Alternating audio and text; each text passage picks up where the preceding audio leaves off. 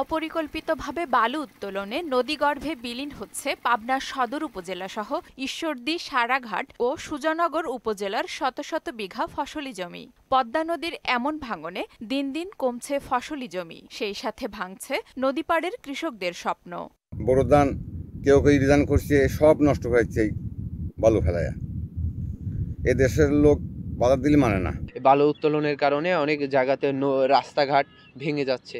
Dredger machine দিয়ে প্রতিদিন লাখ লাখ টাকার বালু উত্তোলন করছে প্রভাবশালী মহল। তাতে কোটি টাকার রাজস্ব হারাচ্ছে সরকার। সব জেনেও যেন দেখার কেউ নেই। সারাঘাট আগে বহুত ফাঁকা ছিল, আর ভাঙতে ভাঙতে মোর্চে সব পায়ে গেছে। ভাঙতে ভাঙতে মোর্চে স্কুল ভাঙিয়ে চলে যেতে পারে এবার বর্ষায়। বালু উত্তোলনের ফলে নদী গভীরতা বাড়ছে এবং গভীরতার কারণে নদীর পাড় আস্তে আস্তে ধসে পড়ছে।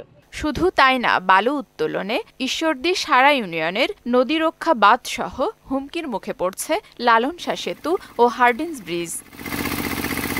তবে নিয়মিত অভিযান চলছে জানিয়ে প্রয়োজনীয় ব্যবস্থা গ্রহণের কথা বললেন জেলা প্রশাসক।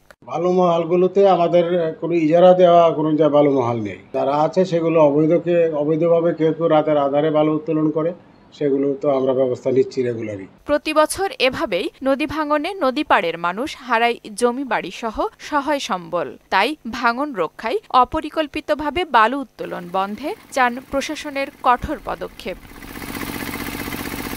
আফরিন পপি, মোহনা সংবাদ।